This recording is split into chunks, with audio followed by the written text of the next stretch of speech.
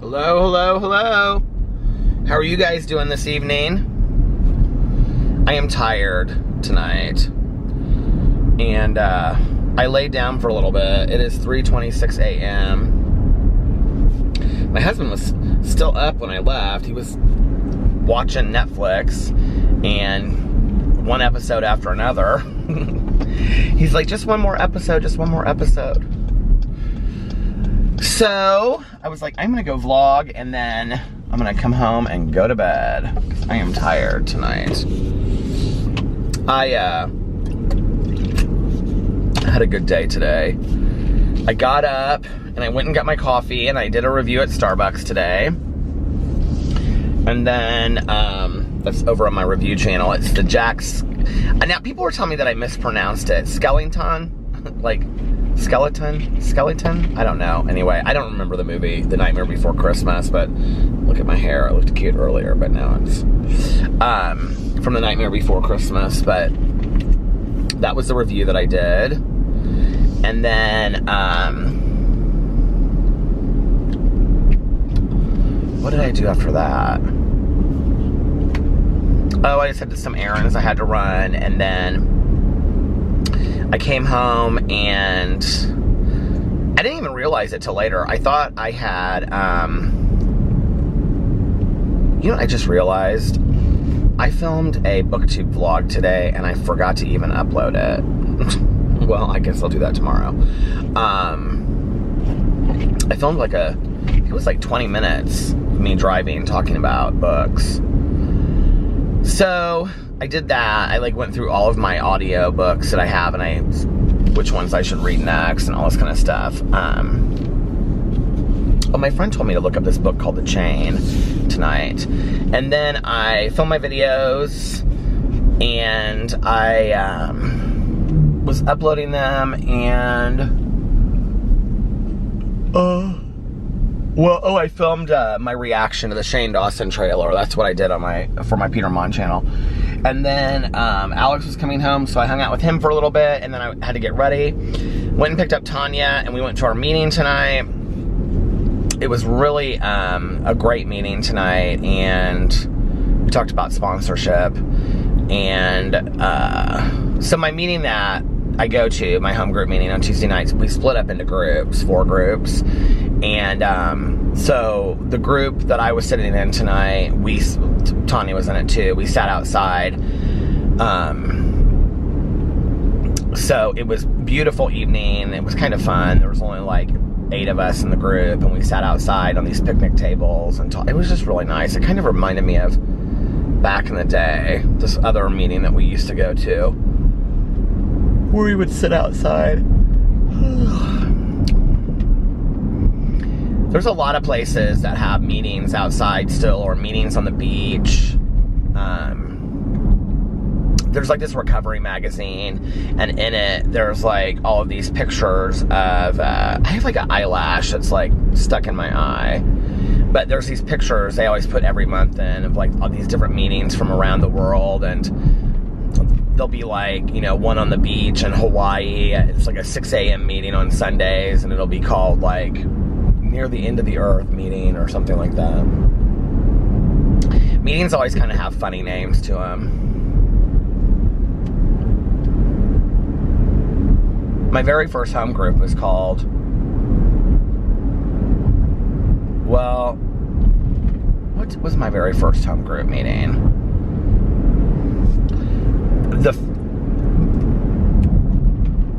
The meeting I was talking about the other night, I don't know when I talked about it, when I stopped going to it because nobody else was there. That meeting doesn't exist anymore, and it was called Surrender to Win. And I always thought that was kind of a cool name for a meeting, Surrender to Win. And then when I first got sober, I got sober in a different program, and I went to, I don't think these meetings exist anymore. I went to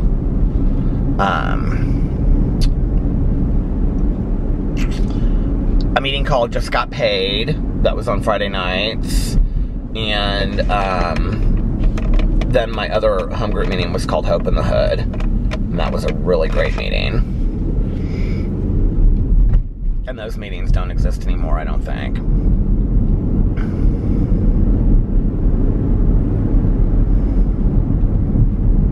really wonder if they do.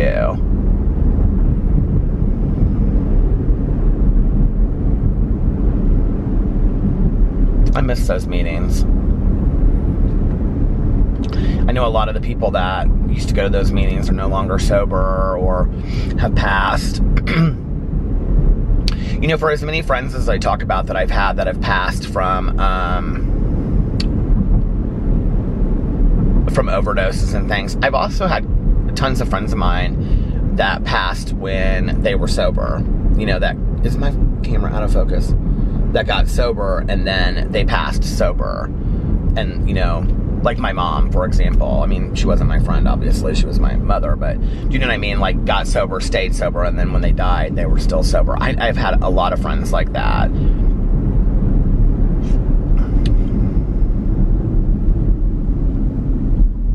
I hope that's me. You know, I hope I stay sober till the end. I've asked myself that before, like, if I knew I was on a limited amount of time, you know, would it make me want to, like, go out and have a drink and be like, I'm not going to be, you know what I mean? Like, but I think at this point, I don't think it would.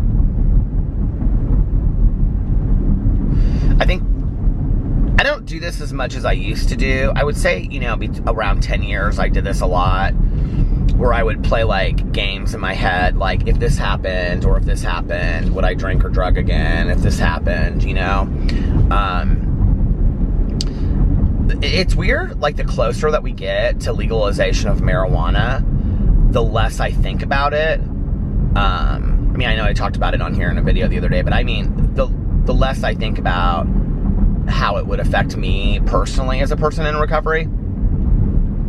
But when we started seeing, like, you know, people getting their medical cards, you know, in California and Colorado and stuff, where they could use it medicinally, and you would see, like, hear about cannabis shops opening in Colorado and stuff like that. When that first started happening, I mean, it was very much, like, this is where the addict in me comes out. There was a jealousy inside of me of not being able to go and participate in that, and that I wanted to know what that was like, and I wanted to know what it, you know, I was like, oh, I want to go in a cannabis shop and see what it's like, but I have no business being there, right? Not that I couldn't go in and just walk around and see what it's like and walk out. I think I could do that, but why do I have the need to do that is the question, you know, just out of curiosity, just out of interest, whatever. And like I say, like, on here, I just want people to know I can only share my personal experience, strength, and hope, right? So for me, when I smoked pot, I smoked all day, every day. I know there are people out there that are different than that, so do your thing. But for me, I can't really use anything that is habit forming whatsoever, because that's kind of how I am, and that goes into, you know, with all substances, it's like that.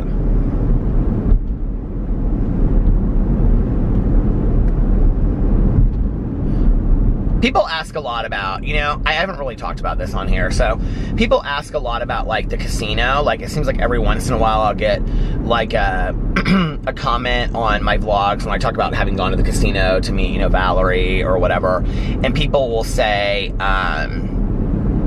aren't you exchanging one addiction for another, and things like that. And I think this is important for me to address, because I want people to understand this, and there are going to be those people out there that are going to forever judge me and say I'm making excuses, but it's my life and it's my personal choice, so I have to do for me what I have to do.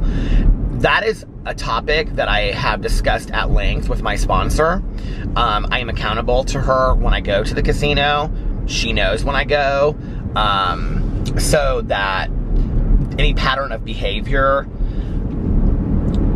But for me, after having inventoried it, I don't feel like it's an issue. I take a certain amount of money, I go, I leave when it's gone. I don't have remorse. I don't have emotions that are consistent with, you know, my past addiction. I can go twice in a week or not for a month, and I'm fine. There's no, like, regularity to me. I don't have the cravings that I had with my addiction and things like that before. And I've really taken a close look at it. If my sponsor said to me tomorrow, I don't want you ever walking into a casino again, I wouldn't go to a casino. And I think that's something that people, sometimes when they say that, they don't understand how seriously I do take sobriety. Things that my sponsor suggests to me, I do. Especially when it's on that level, I take very, very seriously. And if she said to me, I'm really concerned about this, I don't want you going anymore, I wouldn't go. Or if she said, I'm really concerned about this, I'm suggesting that you not go, I wouldn't go anymore. But that has not been said to me. And I have a pretty hard-ass sponsor, you know, and we've actually taken a look specifically at that. I take a look at anything that, you know, is habit-forming in my life, whether it be food, which we've looked at a ton, you know, and we've really looked at the underlying issues that are there for me and why I eat emotionally, and you know, that why my eating is addictive in nature, and how my patterns are consistent. And that really is the way that I eat, and the way that I crave food, and the way that I look at food is very, very similar to how I was with drugs and alcohol, or how my mind still thinks. There's not really ever, like, this is the thing, like, when you're in recovery, it's not like it just goes away. Like, you, like, put the drug down and you flip a switch and it's gone. Like, well, I can, like I said, I can only speak for myself, but for myself and most of the people that I know that are sober, that doesn't really go away, which is why you have tools like things like meetings and, what do you call it? Sponsors, working a 12-step program, you know, spirituality, things like that. Those are all tools, service, to keep you from you and picking up, you know, and, I think I didn't, like, one of the questions I get from people a lot that are not sober on YouTube and not on YouTube, like, I get emails about this sometimes about family members and stuff. Like, people will say, you know, you're 24 and a half years sober, which seems baffling to me. I'm actually, it's been longer than that now. But they'll say, it's surreal to me because I just never thought that would be the case. Like, if you had told me when I first got sober, you'll be sober 24, you know, years and 9 months, I would have been like, you're crazy. That's never going to happen. I couldn't even visualize being sober 2 years, let alone 24 years. But, like, people will say to me, why do you need to still go to meetings? Like, do you still, like, have daily cravings and things like that? And I don't. But emotional sobriety is what I get by my interactions with other people, by, you know, my giving back. Like, we were talking a lot tonight about, like, sponsorship, and then Tanya and I were talking about it on the way home and stuff like that. And sponsorship, you know, whether it's you working with your sponsor or sponsoring somebody else, is a way to get out of selfishness and self-centeredness, right?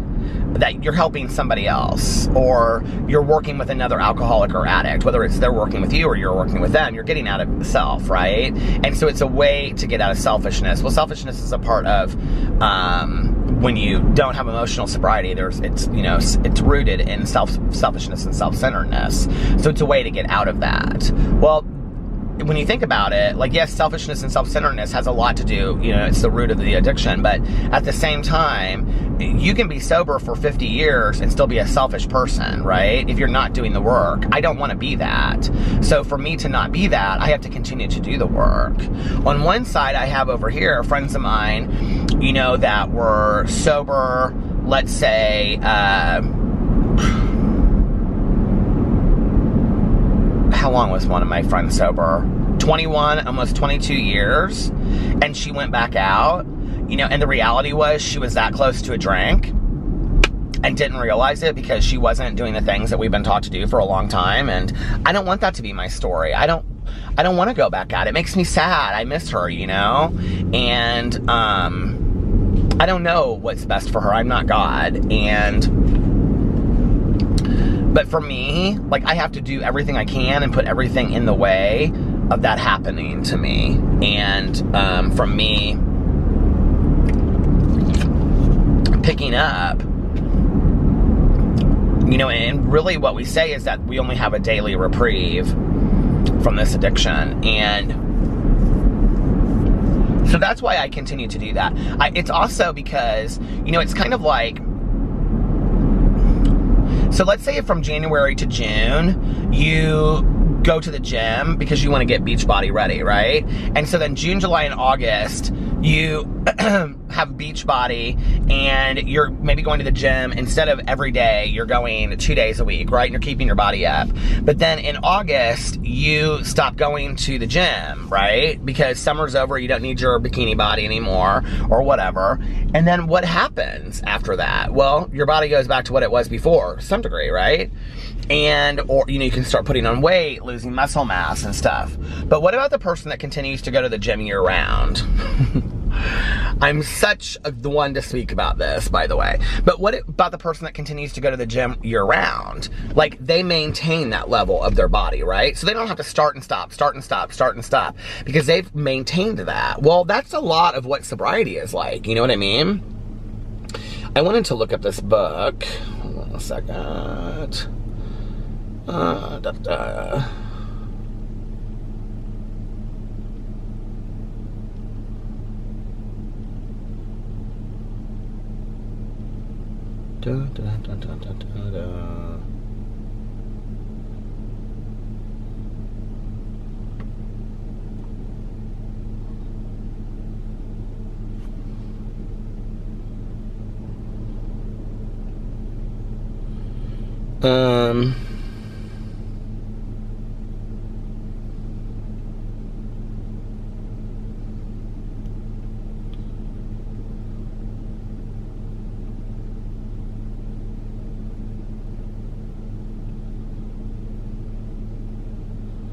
Is this true?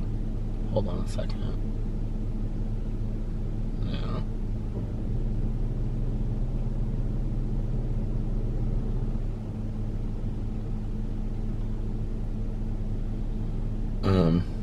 Hold on a second.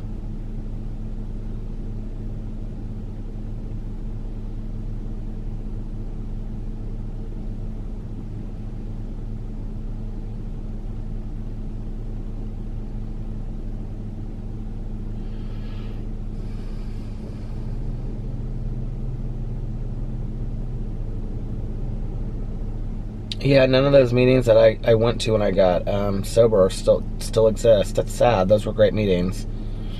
Okay, what's the book? The Chain.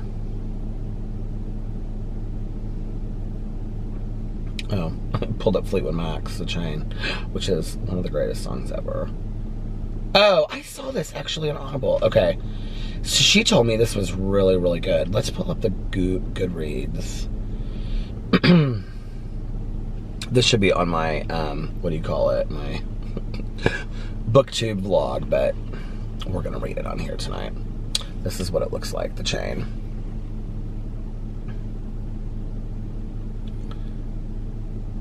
You just dropped off, I think I read this already. I read the synopsis for this already. You just dropped off your child at the bus stop. A panicked stranger calls your phone. Your child has been kidnapped, and the stranger explains that their child has also been kidnapped by a completely different stranger. The only way to get your child back is to kidnap another child within 24 hours. Your child will be released only when the next victim's parents kidnap yet another child. And most importantly, the stranger explains, if you don't kidnap a child, or if the next parents don't kidnap a child, your child will be murdered. You are now part of the chain. She said it was really, really good. She said she couldn't put it down.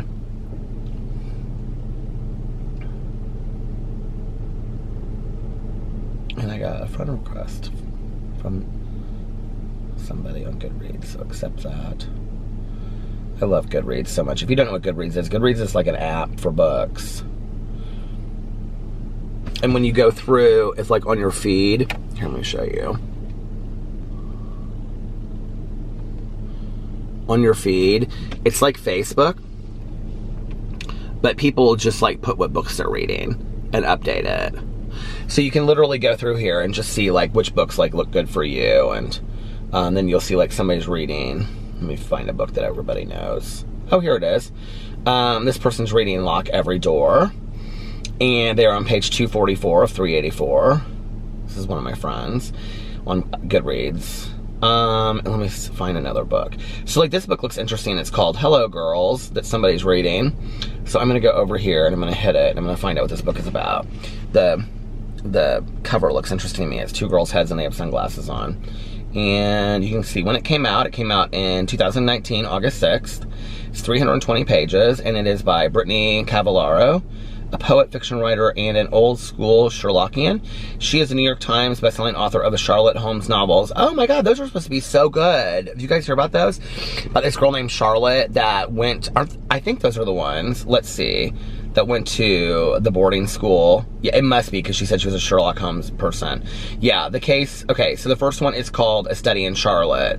And then The Last of August. I actually have those at home and I haven't read them. So this is Hello Girls. Let's see what this is about. Best friends are forged by fire. For Winona Olson and Lucille Price, that fire happened the night they met outside the police station, both deciding whether to turn their families in. Winona has been starving for life in the seemingly perfect home that she shares with her seemingly perfect father, celebrity weatherman Stormy Olson. No one knows that he locks the pantry door to control her eating and leaves bruises where no one can see them. Lucille has been suffocating beneath the needs of her mother and her drug-dealing brother, wondering if there's more out there for her than disappearing waitress tips and generations of barely getting by. One harrowing night, Winona and Lucille realize they can't wait until graduation to start their new lives. They need out. Now all they need is $3,000 fast, and really, a stolen convertible to take them from Michigan to Las Vegas can't hurt. Oh my God, that sounds so good. Ugh. I just screenshot that. I'm gonna get that book. So see, this is why I love it so much. Somebody's reading Pet Sematary, Shatter Me. A lot of people tell me to read that book. In a Dark, Dark Wood by Ruth Ware. Perks of Being a Wallflower, Turn of the Key by Ruth Ware. Becoming by Michelle Obama. Alice Hoffman, The World That We Knew. Small Spaces. I read that book last Halloween. It was actually pretty good. It was like a middle grade book.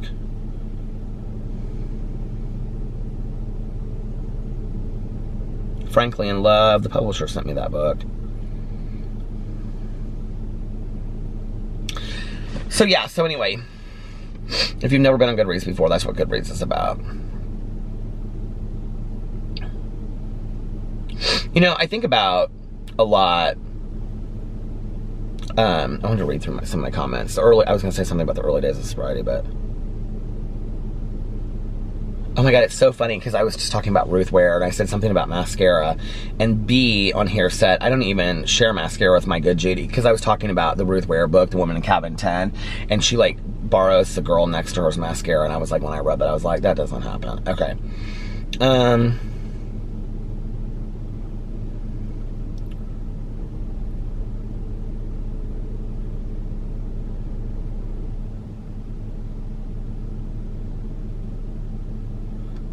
I haven't really gotten a whole lot of questions. I was reading these earlier.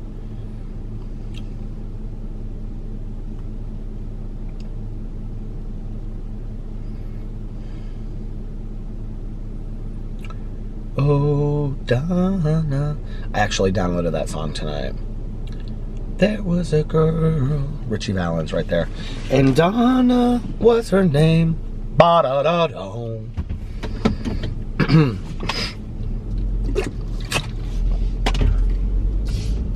I had to stop and get some water. Oh, it's gonna stop. Hold on a second. I had to stop and get some water. Show and tell. Because I don't have my bottle of water with me, but I do have my coffee cup.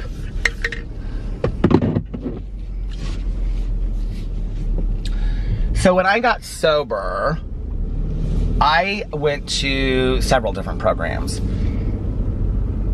But the main program that I went to when I got sober was Cocaine Anonymous. I'm not really sure why I picked that. At the time, Cocaine Anonymous was really active in Indianapolis. But I felt most at home there. But I ended up getting a sponsor in another program. And so I changed. And I stopped going to Cocaine Anonymous. I know a lot of people go to several different programs at the same time. That just didn't work for me. I tried it, and I felt like I needed to just be in one program. But hey, to each his own, do your thing. I know a lot of people that will like go to a Heroin Anonymous meeting and then like a AA meeting and whatnot, you know, like, whatever works for you, I think, as long as, you know, you're staying sober. Tony and I got kind of a little sad tonight talking about all the people we've lost. What is in the middle of the road? It's like a big cardboard box.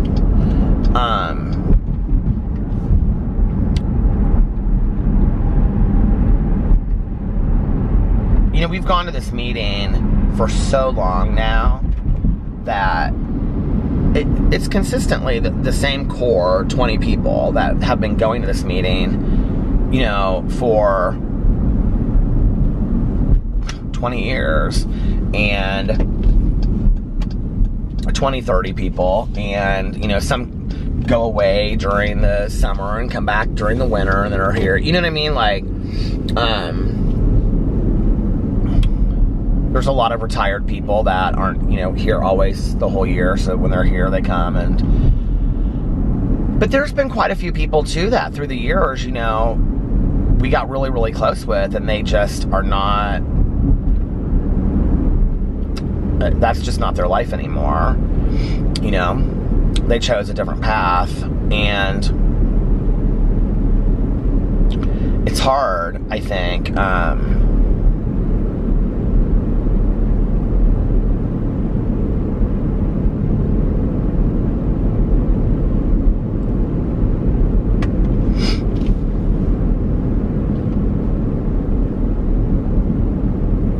you know, I think it's hard for me, like we were talking about this sometimes, like for me sometimes,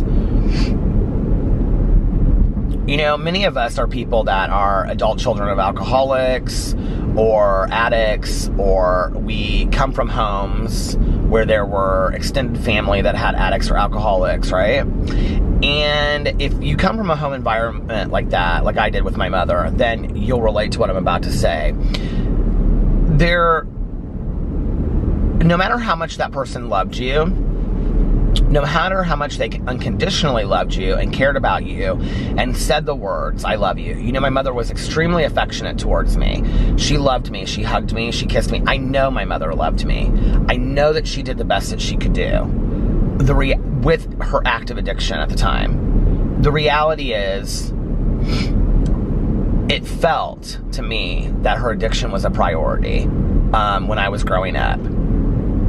It's hard because when you're a kid, you don't really understand, you know, that this is a sickness, and that I'm not making excuses. Like, I'm not saying that, like, as you become an adult, you make excuses for these people. I'm not saying that, or for myself, for that matter.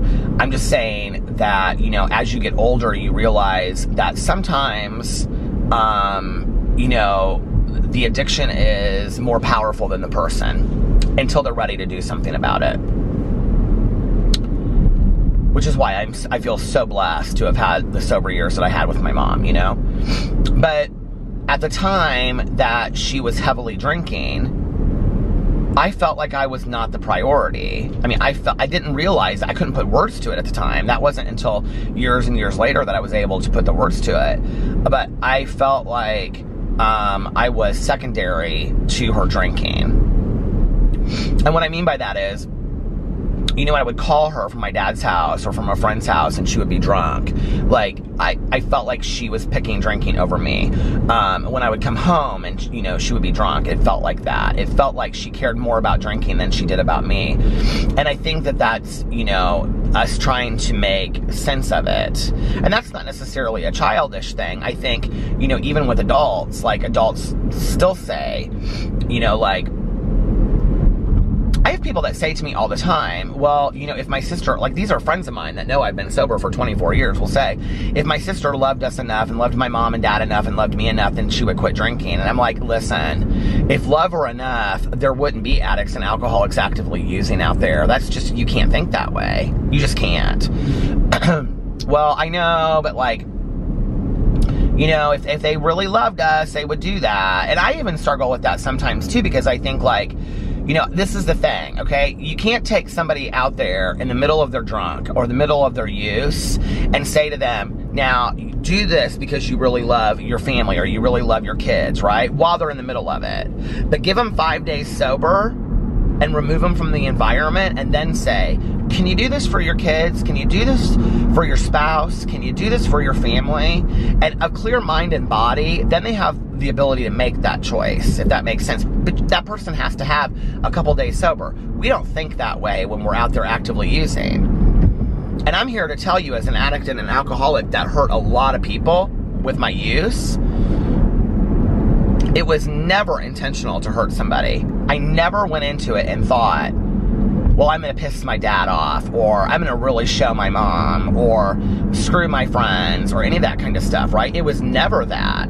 It was, I want them off my back. I mean, if anything, that's what it was. I wish they would just leave me alone. Like, you know. You know, I remember my dad used to say to me, your drinking is a problem. And I would say, no, you have a problem with my drinking. My drinking's not a problem. Like, that's what I would say. And my dad at the time did not have the language or the verbiage to be able to communicate to me, I'm scared for you.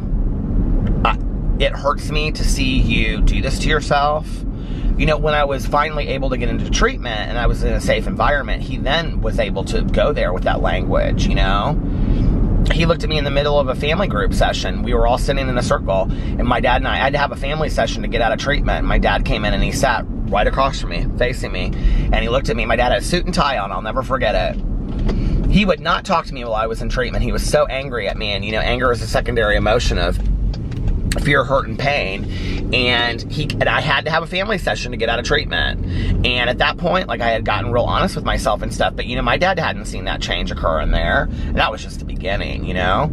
And so I called him up and I said, I need to have a family session, and I'm not calling mom because she was drinking, you know? And I said, and he had already told her not to take my calls anyway. And I said, will you come in and do this family session? And he came in. And I remember we were in the middle of this family session, you know, and it was like, it was family group, and then they put us in the middle, and my dad could say anything he wanted to say to me, and I just had to sit there and listen. And my dad looked at me, and like, just like a tear, like, ran down his face, and he looked at me, and he stood up, and he goes, you're pissing your life away, and you don't even realize it. And he got up, and he goes, you wanted a family session to get out of treatment? There's your family session. And he walked out. My father had, I think, maybe 0.00000001% faith that I would stay sober. And let me tell you something, you know, I think often we believe that we have to support our family members 100% and love them and believe in them. I had burnt that support like nobody's business, okay?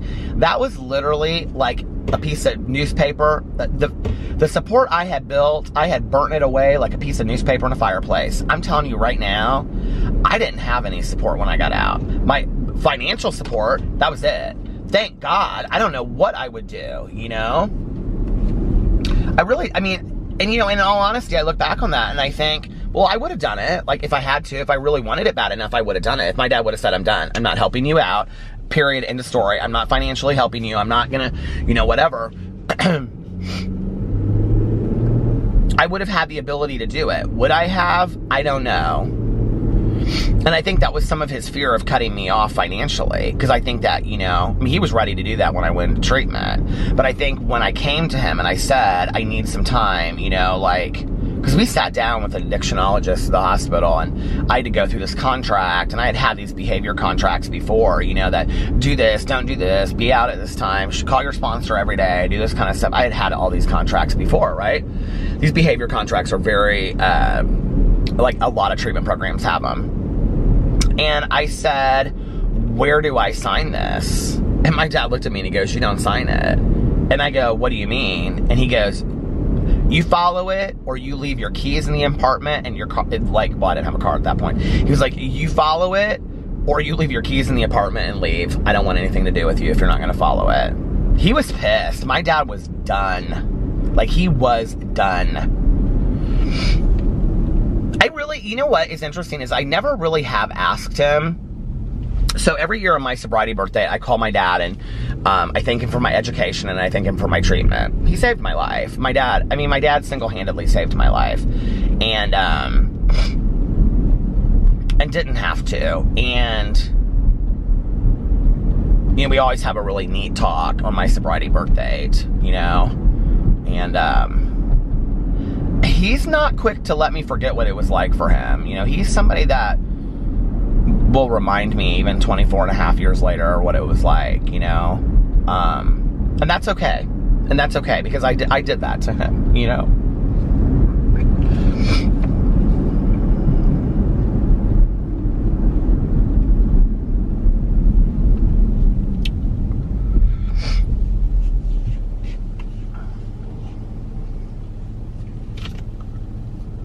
I had this conversation with my dad probably, I don't know, 5 or 6 years ago. And we were talking on the phone and I said, you know, Dad, I said,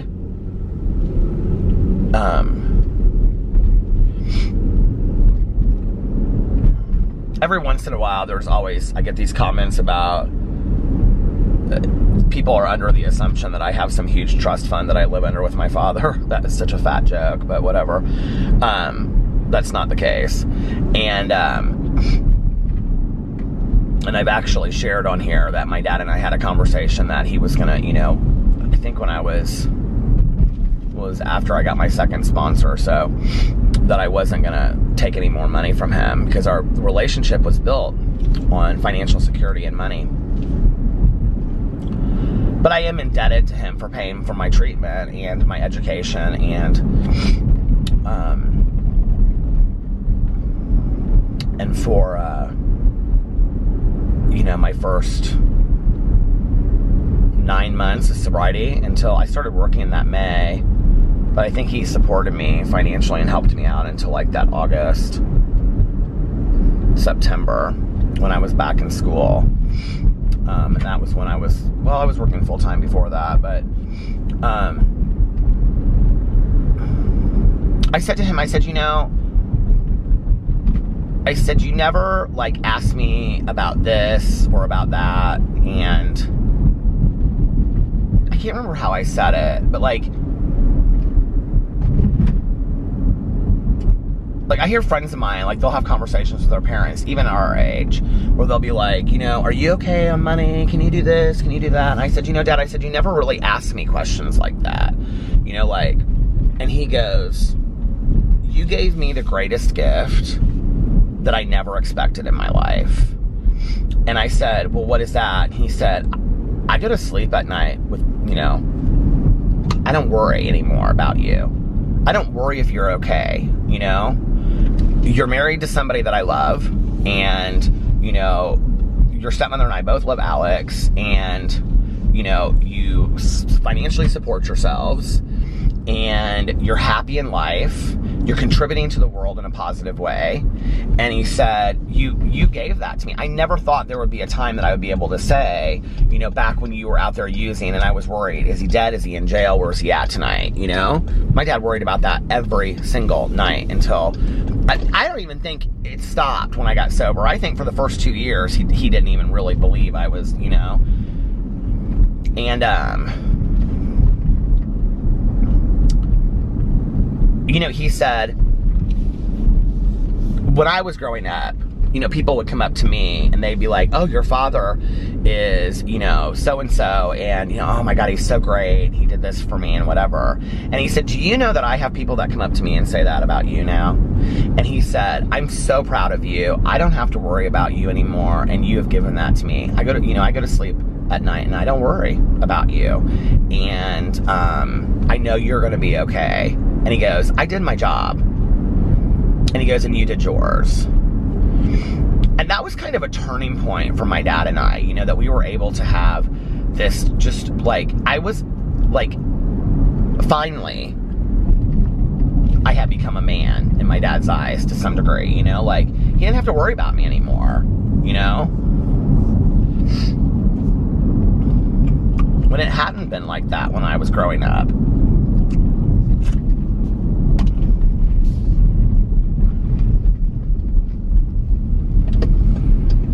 So, I don't know. I think, you know, my dad had said to me one time years before that he had kind of, at some point, accepted that I was going to be that adult kid that he would just have to, like, at 30 and 40, always be rescuing out of treatment programs. Like, he's like, I honestly thought that would be you in your life. Like, I would be getting you out of this treatment program and that place, and you'd be calling me and begging me for just $100. And he was like, you know, I can't believe that. If you had told me at that time, like, that will not be true at some point, I would never, you know, he was like I said earlier, like, I wouldn't have believed I had 24 and a half years. He's like, I wouldn't have believed that this is what our life looks like today. So I don't know. I wasn't, you know, when I got sober, I didn't want it. I wasn't sure I was going to stick around. Which is so crazy to me, you know?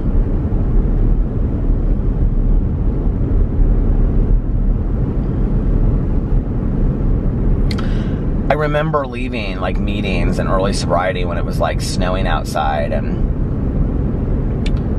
I had this, like, big winter coat that had cigarette burns in it, and my dad had dry cleaned for me. And,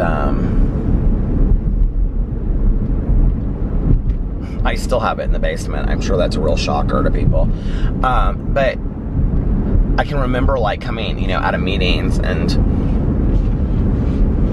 like, feeling so alive, you know, and it's been snowing outside, and it was so cold, and, you know, going home and making a pot of coffee and getting in my pajamas and reading or watching a little bit of a movie, or, you know,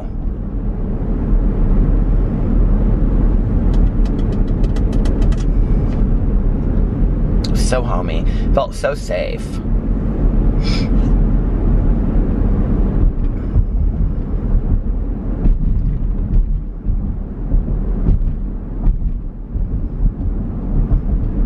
It was so funny because, like, Tanya tonight,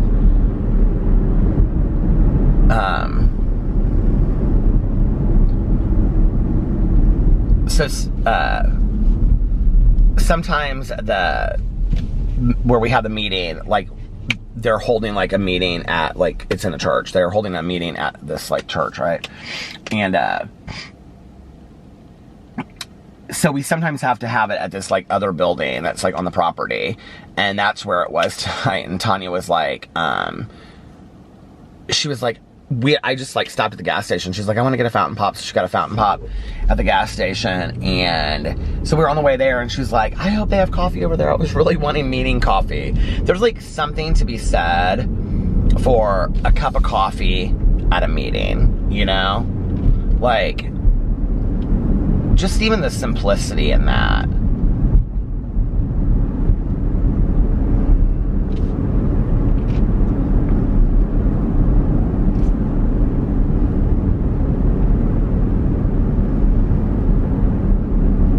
I sometimes wonder why me, you know?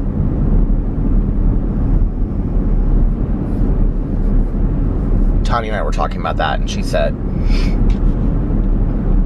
what'd she say on the way home? How'd she say it? We were talking about, like, why we did what we were told, you know? Like, why are we here? Like, and some people didn't make it.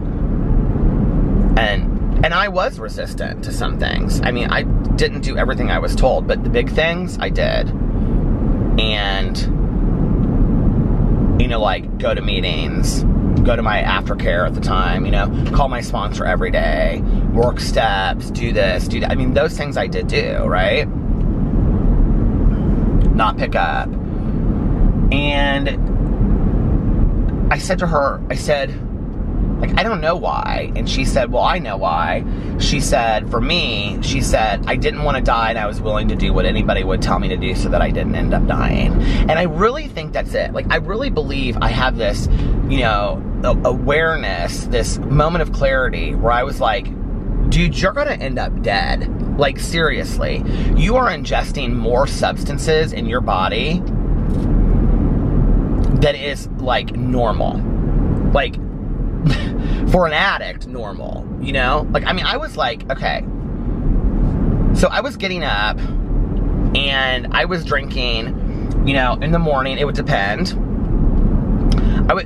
My drinking, what I drank and all that kind of stuff varied, but I was drinking, you know, like vodka, and if I had like a horrible hangover, or the jitters, which are like, you know, delirium tremors or whatever, I would mix Pepto-Bismol with vodka, and I would drink that sometimes. But typically I would get up and I would drink 40s. I loved 40s, like Colt 45, Old English, things like that. I loved 40s. They were cheap and they got you drunk quick. And I literally would wake up 22 and a half, you guys. I mean, I look back on that, I'm like just baffled, you know? And then I would like take 2 Vicodin, smoke a joint, shower, start getting ready for the day, and then I would drink throughout the afternoon. You know, I was drinking a 5 1/2 of Jack Daniels a day, plus 40s, plus beer, plus shots that I would do when I went out, plus anything. I mean, I don't even remember the extra. That was just what I was drinking during a day. And I know that because I would go and I would buy 2 bottles of Jack. I don't even know how I afforded this back then, because I just didn't have that much money. But I would buy 2 bottles of Jack, and then I would have a half a bottle for the next day, and you know, like this next day I would buy another one, and then that would be what I drank. But I always made sure I had some for the next day that I got up. And I'm telling you, those days that I got up that I didn't have any alcohol in that house were pure hell. If I would wake up and I didn't have any alcohol, I'd be like, oh my God, what am I gonna do? You know, like I gotta go to the liquor store really quick. And sometimes I would wake up, and back in the day, Indiana, liquor stores didn't open until 11 a.m. And so I would wake up at like 8 o'clock and I'd just be like shaking. It just was so horrible, you know? I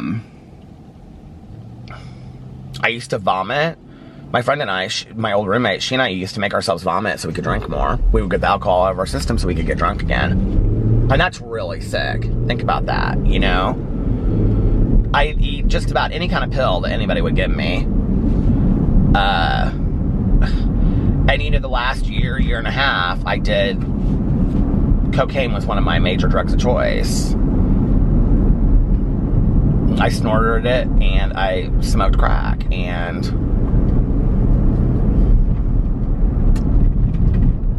I put myself in some really scary situations. Stopped again. But yeah, I put myself in some really scary situations, you know? I don't know if I told this story on here before. I think I have the whole story of it, but like, I had this dealer that thought it was funny to mess with me in front of his friends, and he would do shit like make me give a blowjob to a loaded gun, and I did it. And think about that. Think about what could have happened as a result of that. I did not even think twice about it.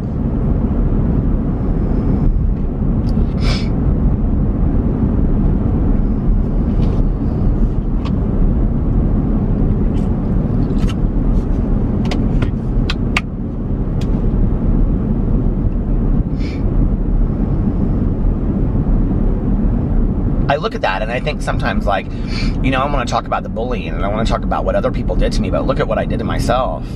That's just one situation. Oh my God, if I told you some of the places that I slept, some of the houses that I woke up in, and didn't care, and literally did not care.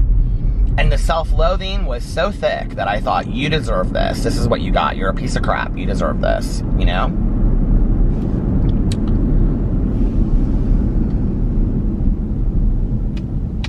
I don't believe that today. I don't believe that about myself today, and I don't believe that about myself then. But then I believe that about myself. If that, you know, if you can follow that. Like, you couldn't convince me otherwise.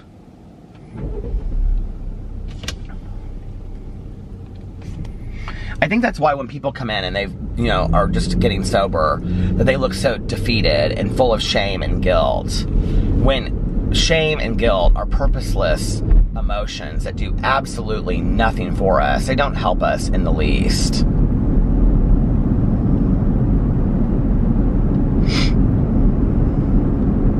I got on this vlog tonight and I was like, I'm going to talk about happy stuff. I'm going to talk about happy stories tonight. And I ended up telling this whole story about all these, I don't know.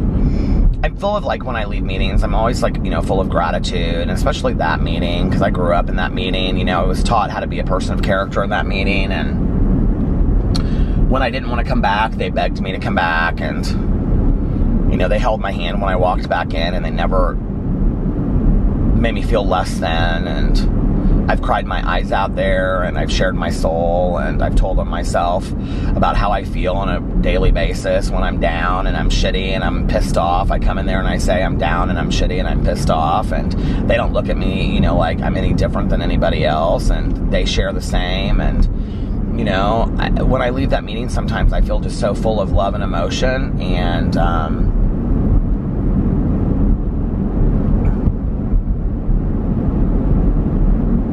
it's all about living out loud, I think, you know.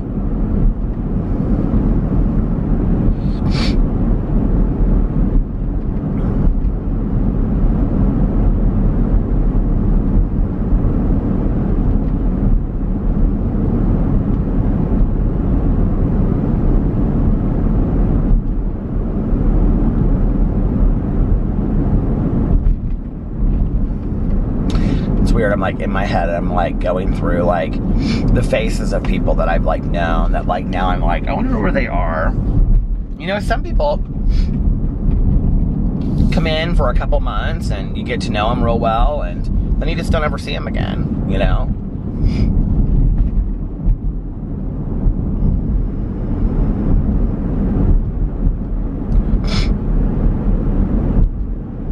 And some of them make them, you know, make their way back in and find their way back in. And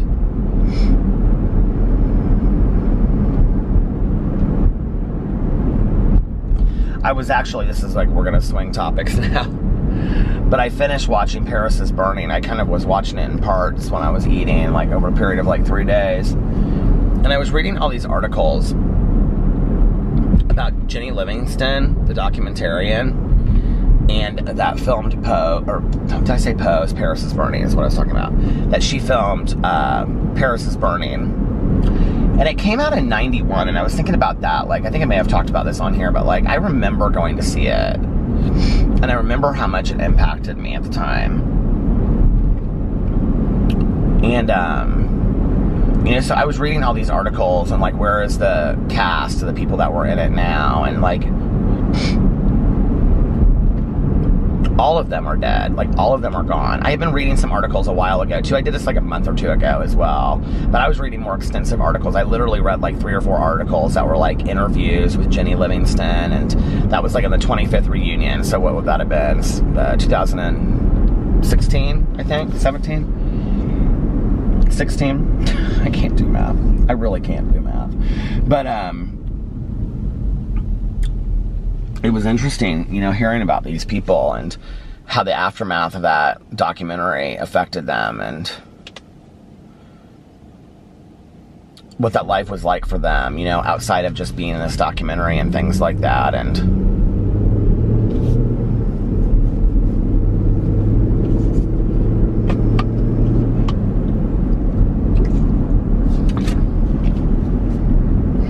I wish I could take you guys with me for a day in my life. Like, truly show you what a day in my life looks like. When I have service commitments and going to a meeting, and the wonderful people that are my friends that have never been on a vlog, and you could see truly what a life of recovery looks like, because I can't do that. You know what I mean? I can't show those pieces of it. But I wish I could. I wish I could show all of it. But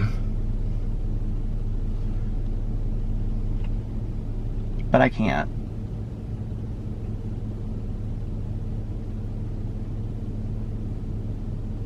It's like such an amazing life. You can't really explain it unless you're in it and you're living it. And the thing is that you're, you know, year 1 is different than 30 days, is different than year 5, is different than year 2.5, is different than year 24.5, is different than year 30, I'm sure, is different than year 10, right? So it's like amazing changes over the period of time, right? Like, it's never the same. It just continues to change and change and change.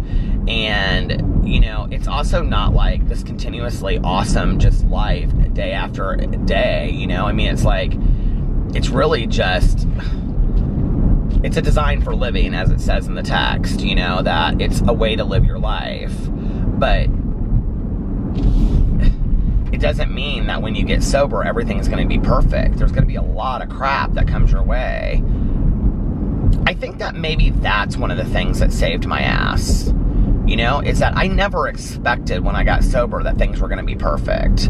But I do think that I've known a lot of people that like expected that everything in their life was going to be fixed exactly how they wanted it to look.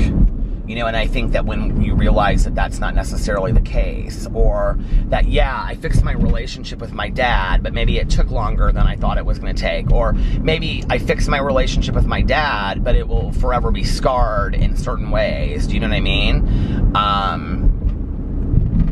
Or maybe it changed the relationship, you know, like the relationship I have with my dad today is maybe not the relationship that I would have had with him had we never gone through this. For better or for worse, who knows, right? Like maybe it's different. Maybe we talk about things that we would never have talked about. You know, like with my mom, I never would have had the relationship that I had with her had we not both got sober.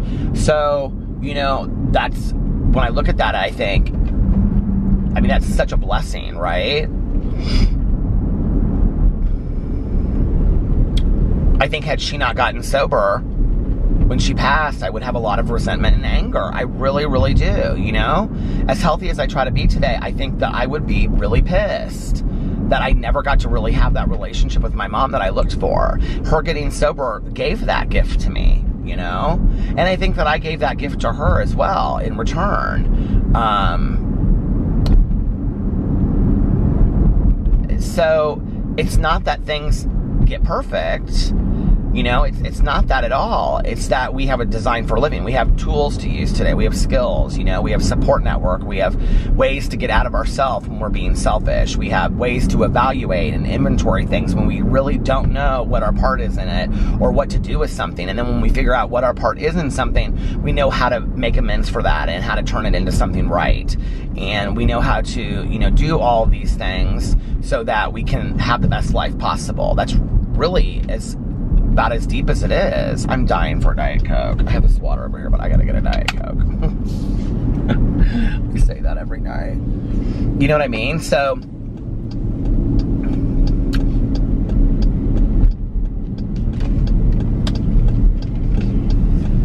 I mean, in a weird way, it's kind of like, what if somebody handed you a handbook and said, for whatever happens in your life, follow this handbook and it'll tell you what to do. That's kind of what it's like, in a weird way. But sometimes you have to decipher the handbook. Sometimes you don't know what page to go to. Sometimes you don't know how to figure things out. And that's where a sponsor comes in. A sponsor says, well, you need to do this, this, and this, or read this, this, and this. You know what I mean? And so there's kind of,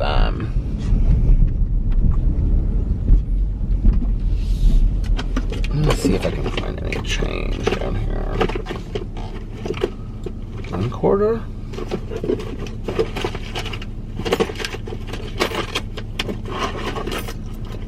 Ooh, I have some quarters. 2. Oh, that's a nickel.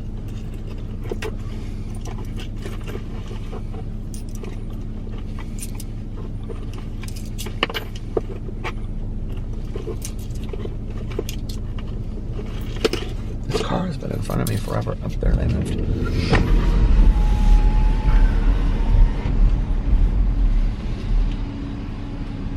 Good morning, I'm doing full breakfast. What can I do for you?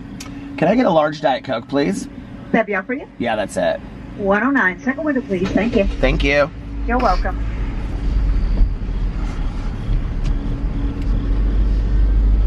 It's so pretty outside. It's early morning. He just ordered and then took off. Maybe he didn't order? I don't know. Maybe he decided he didn't want whatever he ordered. That's kind of crazy.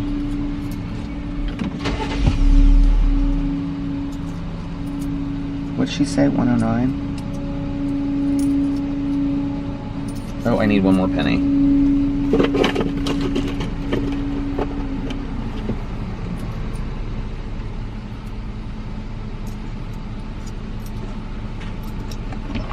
How you doing today? I'm good, how are you? Not too bad.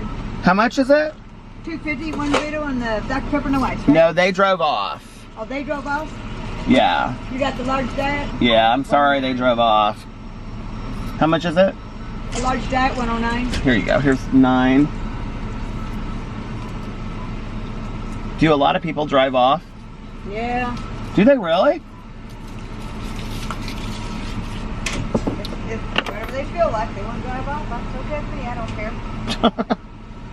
They might have realized with last month they didn't have no money. Yeah, that's true. Surprised do that. Thank you so much. Have a good day. You too, sweetie. That has happened to me before, actually, quite a few times. And can I just tell you, I always go to the window and I'm like, I feel really bad, but I don't have any money. I totally forgot. Like, I'll I'll walk out the door without this and just run up the street to get something like fast food, and I'll forget my fanny pack and I don't have my wallet, and I'll be like, I can come right back and pay you. And can I just tell you that 9 times out of 10 people will just give you free food, and then I always go back and take money to them because I feel bad. Which of course I should. I purchased it, right? But I think that's like so nice of them that they always are just like, don't even worry about it, here, just take it. I'm like, oh my God, thank you. And then I always go back and give them money.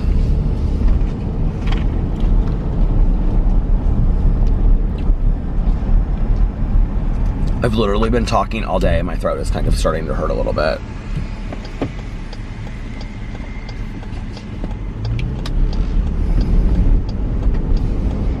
I actually was gonna just vlog for like a half an hour, and now I'm at like what? So 23 and 23 is 46.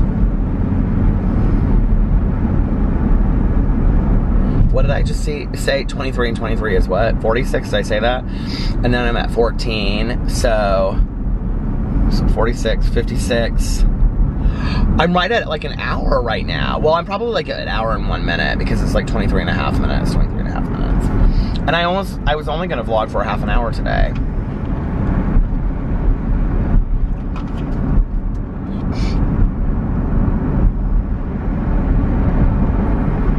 I like talking about recovery. It makes me happy, you know? It makes me happy to remember those early days. I think that's why sometimes too, like, I like to watch like recovery movies, because it reminds me of having gone through that and where I, you know, there's actually quite a few people that I've known that get sober and they get really excited in their first year of sobriety. And they're going to meetings all the time, and it's like this new way of living, right? What's the analogy? It's a new pair of glasses. You know, you're seeing the world in a new way, and relationships are improved, and you're meeting new people, and you're talking recovery all the time, and drinking coffee, more coffee than you'd ever want to drink, and, you know, life is good, and you don't have to worry about a whole lot. All you have to worry about is staying sober. And then you come up on a year, or a little bit after that, and it's like,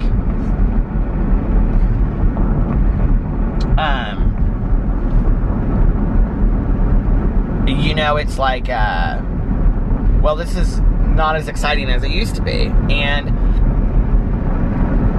well, now I'm entering the real, and I'm working full time, and having to save money, and, you know, this and that, and having to really think about real life issues that are not just about sobriety. And, you know, then, oh, I want to start getting into a relationship, and I want to do this, and then people get distracted. And I think often a lot of people go back out. But I think often a lot of people go back out because they miss that early, I think subliminally they miss that first year of sobriety. There is something so magical about that first year. It is so hard. It is so hard, that first year of sobriety. I think it's also like making it through every holiday, every birthday, every Saturday, every Sunday, every Tuesday, you know, every season. You do that for an entire year, and you can no longer at the end of a year use Christmas as an excuse, or your birthday as an excuse, or, you know, summer, or, oh, I love being on the beach, or I love being on a boat. You know, you can't use those things as excuses anymore, you know, because you've probably gone through most life events that are going to happen. You know, in a year, you're going to face some kind of letdown in it, you know? So you faced everything in a year that you could possibly face. And so at the end of the year, it's like, okay, whatever, I realize I can do this. And I think there's some confidence that comes with that. But I also think, you know, I have to say that, like, for me, like, years 2 to 3 were really tough for me, because that was when, like, I was living my real life, you know what I mean? And my going to meetings and sobriety was to keep me alive. But my life wasn't centered around that at that time. And I don't know, you know, like, I feel like today I have an even balance of it. And, I mean, not a perfectly even balance, but more than I've had in my past. There's been times when I have been going to, you know, like when I came back in, 14 meetings a week or something, and, you know, going to 2 meetings a day. And then there was, you know, a time, probably right before I started vlogging on here, that I was going to 6 or 7 meetings a week, and I was really active in service, and I was busy all the time. So, I mean, I think that was when I was vlogging on here, towards the end of that, because I was going to a lot of candlelight meetings and stuff. And I miss it. I miss the meetings. I don't miss so much, and I miss the people, but, like, I could call the people up, you know, that I was friends with. And I do. I mean, some of them I still talk to. I just talked to my old sponsor the other day, which was really nice. He doesn't even go to candlelights anymore either. I was like, are you still going to such and such? He's like, no. He was like, I'm going to all morning meetings now. And he was actually on his way to, like, a 6:45 meeting in the evening. He was like, I go to this one 6:45 and then this whatever. But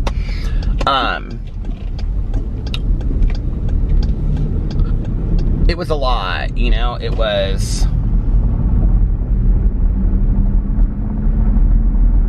It just was a lot. And I have to remember what I got sober for, you know? Yes, I got sober to continue to participate in a 12-step program, but I also got sober to be a good husband and a good friend, and to be active in my own life. And to do those things, you know, I think maybe I don't need to be at a candlelight 6 or 7 nights a week. You know what I mean?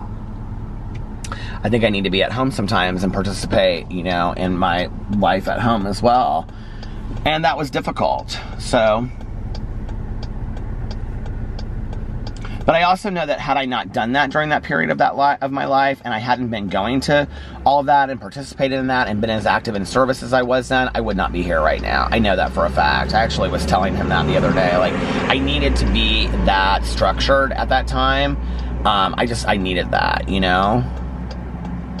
And it was really, really good for me. And it was good for me to meet, like, a whole new crew of people. And I met people from all over Indianapolis. And, you know, now I go in places all the time, and I'll see people, and they'll be like, oh my God, like, you used to go to this meeting. At that time, I was going to meetings, like, all over the city.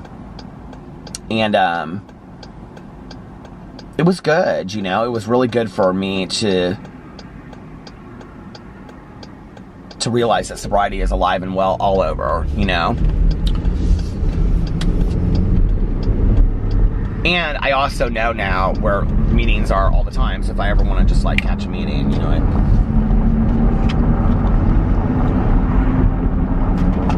this eye is driving me crazy. I don't know why. I don't think the eyelash is still in there, but I have my heat on to 74, because earlier it said it was 56, now it says it's 61.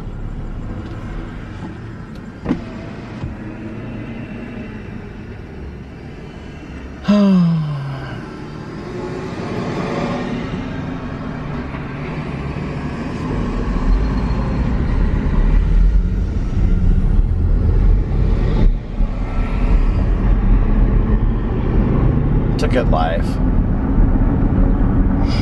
It's a really good life. All right, you guys, listen, I'm gonna get off here now. I have, like, I'm going on 21 minutes and 57 seconds. So I've got like a minute and a half to get off here. So I'm gonna get off here now and head on home and go to sleep. I hope you guys are having an amazing Wednesday, unless you have other plans. But like I always say, don't have other plans. Enjoy your day. Make the most of it. You're exchanging a day of your life for it. Do something different today. take a risk, do something fun, do something different, do something that's gonna make you happy. And I don't know, do something to give back to others as well, and do some service, and even if it's just a random act of kindness, right? And if nobody else has told you this today, I love you. Make sure that you look at yourself in the mirror every single day and tell yourself how important you are and how valuable you are, and to tell yourself, I love you, you are valuable. It's kind of funny doing it in the car when I do that. Do you guys get that's what I'm doing? I'm looking, you get it, okay. But make sure that you do that every single day. And like I said, if nobody else has told you this today, I love you. And most importantly, make sure that you pass it on to somebody else and let them know how important they are to you and how much you love them as well. And I love you guys, and I will see you tomorrow. Bye. Love ya!